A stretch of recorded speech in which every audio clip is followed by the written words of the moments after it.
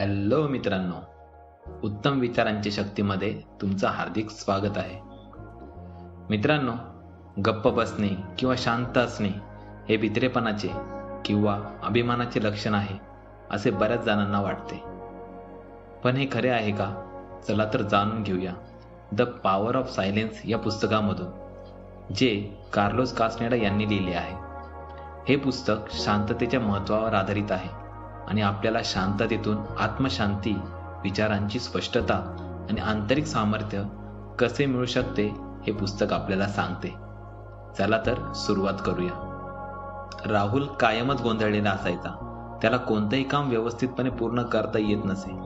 त्याचं मन सतत भटकायचं आणि त्यामुळे तो एकाच वेळी अनेक गोष्टींचा विचार करत असे. विनाकारण बडबड करणे आणि महत्त्वाच्या चर्चांदरम्यान मध्येच बोलणे हा त्याचा स्वभाव होता.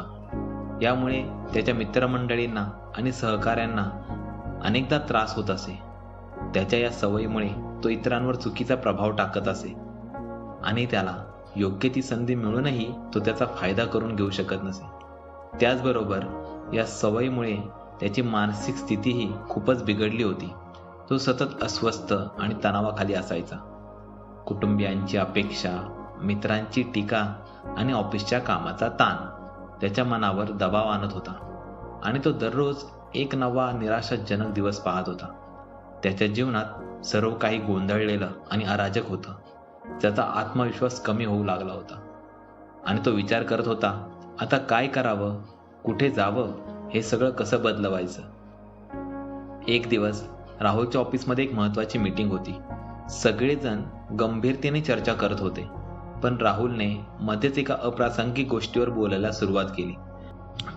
त्याचे हे वागणं पाहून त्याचा बॉस खूपच वैतागला आणि त्याला थोडा वेळ शांत बसून ऐकण्याचा सल्ला दिला.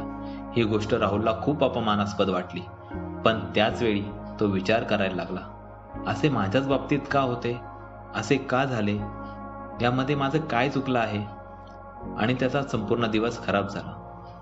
त्या दिवशी रात्री राहुल घरी जात असताना त्याला अचानक एक पुस्तकांचं दुकान दिसलं. त्याला सहजच आत डोकावं असं वाटलं. तिथे त्याच्या नजरेस द पॉवर ऑफ सायलेन्स हे पुस्तक पडलं. कुतूहलापोटी त्याने ते विकत घेतलं. घरी जाऊन एका शांत ठिकाणी बसून त्याने ते वाचायचं ठरवलं. पुस्तकाचा पहिला अध्याय वाचताना राहुलला काहीतरी वेगळं जाणवलं, पण त्याचबरोबरीला त्याला हसू येत होतं, कारण त्याला वाटत होतं की बाह्य जगात होणाऱ्या गोंधळाच्या तुलनेत शांती कशी मिळवता येईल. खरंच शांत राहणं सोपं आहे का? तो त्याच्या आत खोलवर विचार करू लागला. शांततेचे महत्त्व. शांत राहणं आणि गप्प बसणं यात मोठा फरक आहे. गप्प बसणं म्हणजे फक्त तोंड बंद ठेवणं, पण शांत राहणं म्हणजे आपल्या मनाच्या गोंगाटालाही विश्रांती देणं, आपल्या आत असलेल्या अव्यक्त आवाजाला ऐकणं. आजच्या गोंगाटी तंत्रज्ञानाच्या जमान्यात आपण आपल्या शांततेपासून खूप लांब गेलो आहोत. पण विचार करा, ज्या क्षणाला आपण शांत राहतो त्या क्षणी आपण आपल्या आतल्या शक्तीला जाग करत असतो. विचारांच्या चक्रातून मुक्त होऊन आत्मशांतीचा अनुभव घेणं हेच खरं शांत राहणं आहे. कुठेतरी त्याचं मन स्थिरावू लागलं होतं, पण प्रवास अजून संपला नव्हता. वाटेत अनेक विचार येत होते, काही धूसर तर काही स्पष्ट.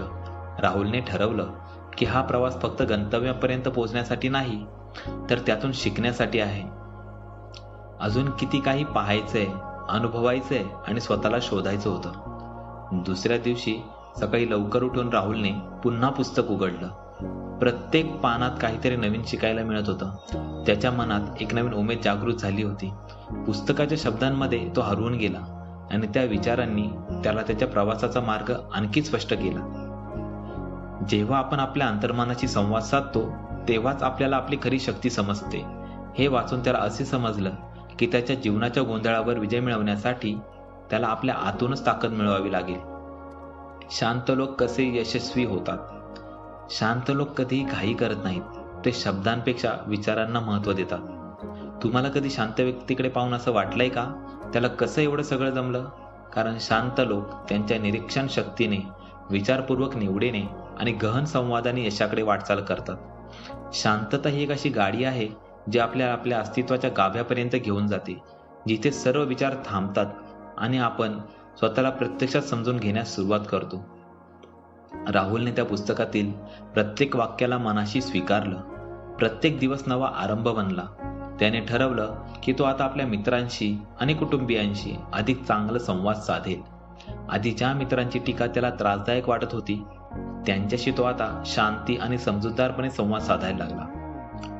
ऑफिसमधील ताणतणाव कमी करण्यासाठी त्याने त्याच्या कामावर लक्ष केंद्रित केले आणि प्रत्येक दिवशी आपलं काम अधिक शांतपणे करण्याचा निर्णय घेतला. शांततेचे विविध अर्थ.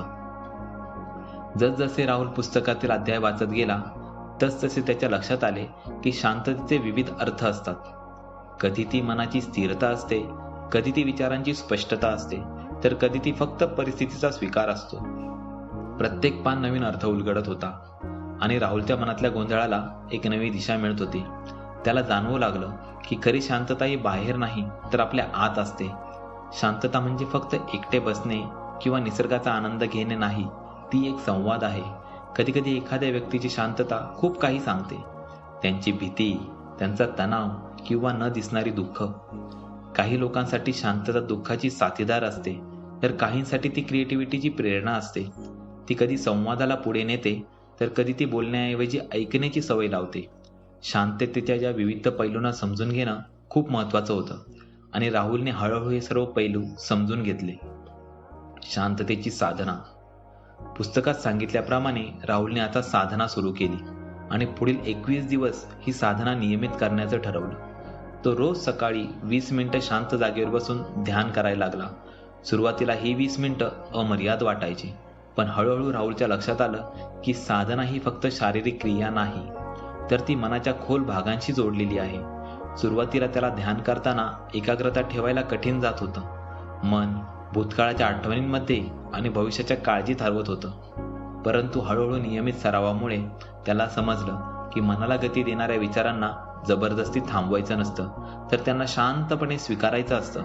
त्याच्या साधनेत आता स्थिरता येऊ लागली आणि त्याच्या आत एक वेगळाच आनंद उमलू लागला. राहुलच्या साधनेचा हा प्रवास आता अधिक सखोल होत चालला होता, एक नवी ओळख आणि शांततेचा नवा अर्थ शोधण्याकडे. राहुलने दिवसभरातल्या घटना आणि त्याच्या विचारांवर आत्मपरीक्षण करण्यासाठी वेळ काढला. एका डायरीत त्याने आपल्या भावना, संघर्ष आणि समाधानाचे क्षण लिहून ठेवायला सुरुवात केली. यामुळे त्याला स्वतःचे विचार व्यवस्थित करण्यास मदत झाली.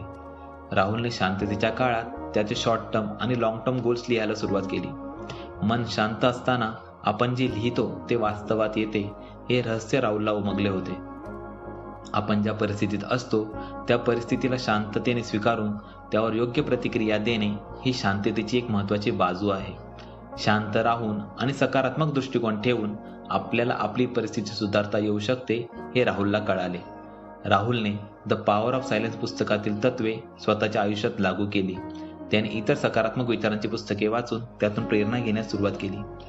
काही महिन्याच्या कालावधीनंतर राहुलला असे जाणवलं की त्याच्या जीवनात खूप मोठे बदल झाले होते. त्याच्या विचारांत शांती, सकारात्मकता आणि आत्मविश्वास आला होता. ऑफिसमधील कामं राहुल खूप चांगल्या प्रकारे करू लागला होता. तो आता प्रत्येक कामात लक्ष केंद्रित करत होता आणि ते पूर्ण करण्यासाठी नवनवीन कल्पना वापरत होता. सहकाऱ्यांमध्ये त्याचं कौतुक होऊ लागलं, कारण त्याचं काम केवळ अचूकच नव्हतं, तर त्यात कल्पकता आणि गुणवत्ता देखील होती. त्याचे मित्र त्याला आदर्श मानायला लागले आणि त्याच्या कुटुंबातील व्यक्तींनीही त्याला अधिक शांत आणि सामर्थ्यशाली माणूस म्हणून ओळखायला सुरुवात केली. शेवटी एक दिवस राहुल त्याच्या जुन्या जीवनाकडे पाहून हसला. त्याने आपल्याच मनाशी संवाद साधला आणि म्हणाला, शांती म्हणजे काहीतरी करणे नाही, ती स्वतःला जाणून घेणं आहे. द पॉवर ऑफ सायलेन्स पुस्तकाने राहुलला एक महत्त्वाचा धडा दिला. या पुस्तकाने त्याला समजून दिलं की जीवनातील चढ उतार, तणाव आणि समस्यांचा सामना करण्यासाठी बाह्य जगाच्या आवाजातून एक पाऊल मागे जाऊन आपल्या शांततेला शोधणं अत्यंत महत्त्वाचं आहे. शांततेत राहून तो आत्मपरीक्षण करू शकला आणि त्याच्या आतल्या शक्तीला जागरूक करू शकला. त्याला समजलं की एकाग्रता, विश्वास आणि धैर्य या सर्व गुणांचा उगम ही शांतता आहे. हेच त्याचं यश साधण्याचं मुख्य साधन बनलं. आता राहुल एका नवीन दृष्टिकोनातून शांतीने आणि आत्मविश्वासाने परिपूर्ण व्यक्ती बनला होता. मित्रांनो, या शांततेत तुम्हाला स्वतःला नव्याने शोधता येईल. प्रत्येक सोनेरी पहाट, प्रत्येक निसर्गाचा स्पर्श आणि प्रत्येक शांततेचा क्षण तुमचं गमावलेलं अस्तित्व तुम्हाला पुन्हा मिळवून देईल. शांततेची अनुभूती आहे ती जीवनातील असंख्य गडबडींमध्ये हरवलेली असते. शांतता म्हणजे त्या गडबडीतून बाहेर पडून स्वतःच्या आत डोकावण्याचा एक मौलिक अनुभव. शांततेत वेळ घालवताना आपण एक नवीन जग शोधतो, ते जग की जे आपल्या आतच आहे. मित्रांनो, मला आशा आहे की तुम्हाला हा व्हिडिओ खूप आवडला असेल. या कथेमध्ये दिलेले सर्व धडे तुम्ही तुमच्या आयुष्यात लागू करून तुमचं जीवन अधिक सकारात्मक आणि प्रगल्भ बनवू शकता. तुम्ही द पॉवर ऑफ सायलेन्स पुस्तक ऑर्डर करून त्यामध्ये दिलेल्या विचारांची अधिक सखोल माहिती मिळवू शकता. लिंक डिस्क्रिप्शनमध्ये दिली आहे. जर तुम्ही अजून आमचा चॅनल सबस्क्राईब केले नसेल तर कृपया या चॅनलला सबस्क्राईब करा, व्हिडिओला लाईक करा आणि तुमच्या विचारांसह कमेंट करा. यामुळे आम्हाला अधिक मोटिवेशन मिळेल आणि आम्ही तुमच्यासाठी आणखी चांगले व्हिडिओ तयार करू शकू. लवकरच आणखी प्रेरणादायक व्हिडिओसह भेटू. धन्यवाद.